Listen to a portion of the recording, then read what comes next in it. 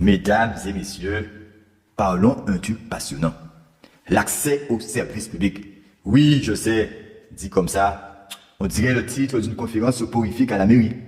Mais en vrai, c'est une aventure épique. Parce que franchement, aujourd'hui, pour faire une simple démarche, tu as deux options. Le parcours du combattant, version Indiana Jones, dans un bureau de poste perdu en pleine cambrousse, ou la quête numérique où tu passes 3 heures à prouver que tu n'es pas un robot. Ah, un robot. Alors, déjà, parlons de l'égalité territoriale. Si tu habites en ville, tu as encore un bureau de poste. Enfin, si tu arrives avant 11h02 le mardi matin. Mais si tu vis à la campagne, bah, ton bureau de poste, il est devenu une supérette, avec le facteur qui te vend des timbres entre deux livraisons de baguettes. Et puis, il y a la relation humaine. Avant, tu avais un guichetier qui te disait bonjour, qui t'engueulait parce qu'il manquait une photocopie. Mais au moins, il y avait un humain. Oui, un humain. Maintenant, c'est faites votre démarche en ligne.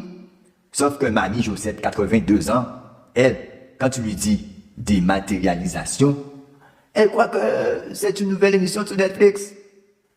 Alors, ils ont inventé les maisons font service. Oui, les maisons font service. C'est génial, hein?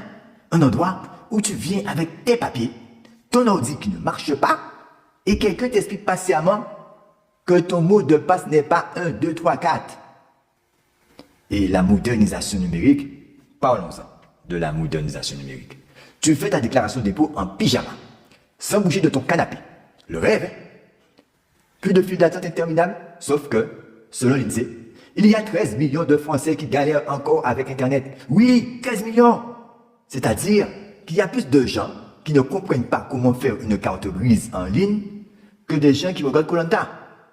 Résultat, si tu ne sais pas te servir d'un ordinateur, c'est pas sentir un ordinateur, mais te servir d'un ordinateur, tu deviens dépendant de ton fil chic ou de l'as du coin. Et là, tu pries.